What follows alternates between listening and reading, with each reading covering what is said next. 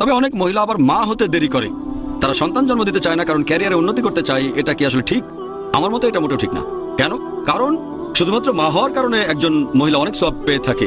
আমাদের নবীজি মুহাম্মদ সাল্লাল্লাহু আলাইহি ওয়াসাল্লাম বলেছেন, একজন লোক নবীজিকে জিজ্ঞেস করলো, এই পৃথিবীতে কাকে সবচেয়ে বেশি ভালোবাসা সাহচর্য দেব? নবীজি বললেন, তোমার মাকে। লোকটা জিজ্ঞেস করলো, এরপর কাকে? নবীজি বললেন, তোমার মাকে। লোকটা জিজ্ঞেস করলো, এরপর কাকে? নবীজি আবার বললেন, তোমার মাকে। লোকটা আবার জিজ্ঞেস করলো, এরপর কাকে? তখন নবীজি বললেন, তোমার বাবাকে। তার মানে 4 ভাগের 3 ভাগ ভালোবাসা এবং সাহচর্য পাচ্ছেন মা, আর 4 ভাগের 1 ভাগ পাচ্ছেন বাবা। এক কথায় মা গোল্ড মেডেল পাচ্ছেন, সিলভার মেডেল পাচ্ছেন, আবার ব্রোঞ্জ মেডেলটাও পাচ্ছেন। বাবাকে একটা সান্ত্বনা পুরস্কার নিয়ে সন্তুষ্ট থাকতে হচ্ছে। 9 মাস ধরে মা আপনাকে গর্ভে ধারণ করেছে, বিনিময়ে 1 পাহাড় সোনা দিলেও শোধ করতে পারবেন না, পৃথিবীর সমস্ত ধন সম্পদ দিলেও শোধ করতে পারবেন না। এখন কেউ যদি এই মাতৃত্বকে ত্যাগ করতে চায় সামান্য কয়েকটা টাকার জন্য, মাত্র কয়েক হাজার টাকার জন্য, আমার মতে তার ব্যবসার বুদ্ধি খুব খারাপ।